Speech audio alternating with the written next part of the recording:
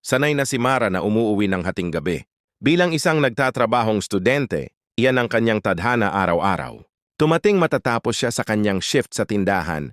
Sasakay siya sa huling biyahe ng jeep na dumadaan sa kanilang lugar. Tahimik lang, basira ang pasahero, at mabilis naman ang biyahe kaya hindi siya takot.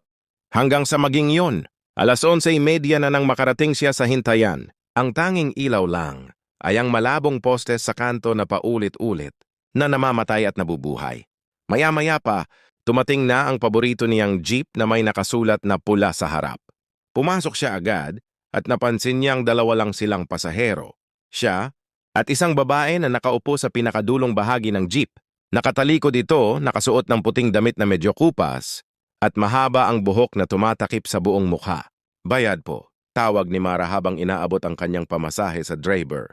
Tumingin siya sandali sa babae sa likod, tapos napansin nito na dahan-dahan itong lumingon. Pero hindi pa rin niya makita ang mukha nito dahil natatakpan pa rin ito ng buhok. Narinig lang niya ang mahina at garalgal na boses nito, parang galing sa ilalim ng lupa. Pwede bang ipasa rin ang bayad ko? Inabot ni Mara ang barya na iniabot ng babae, luma, kupas, at parang galing pa noong panahon pa ng kanyang lola. Inabot niya ito sa driver, at tinanggap naman ito ng walang kibo habang nakatingin lang sa daan.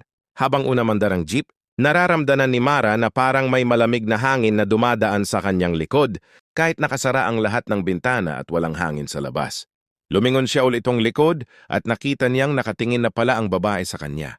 Maputla ang mukha nito, walang buhay ang mga mata at may malungkot na ngiti sa labi. Malapit na ako, sabi ng babae. Sa lumang sementeryo, lang ang bababaan ko. Napalunok si Mara. Alam na alam niya ang daanan ng jeep at hindi naman ito dadaan sa sementeryo. Ang dulo ng biyahe ay sa bahagi ng labi na iyon. Pero hindi na siya nagtanong dahil natatakot na siya. Maya-maya pa, huminto ang jeep sa tapat ng lumang sementeryo na may sirang-sirang na gate.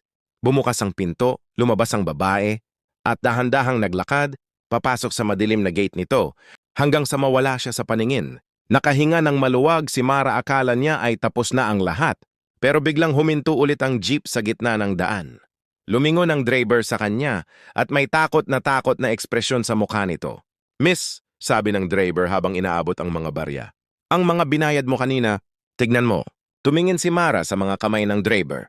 Ang mga barya na iniabot niya at ng babae kanina ay hindi na pera. Mga maliliit na buto ito ng mga daliri, kupas na at parang matagal nang nakabaon sa ilalim ng lupa.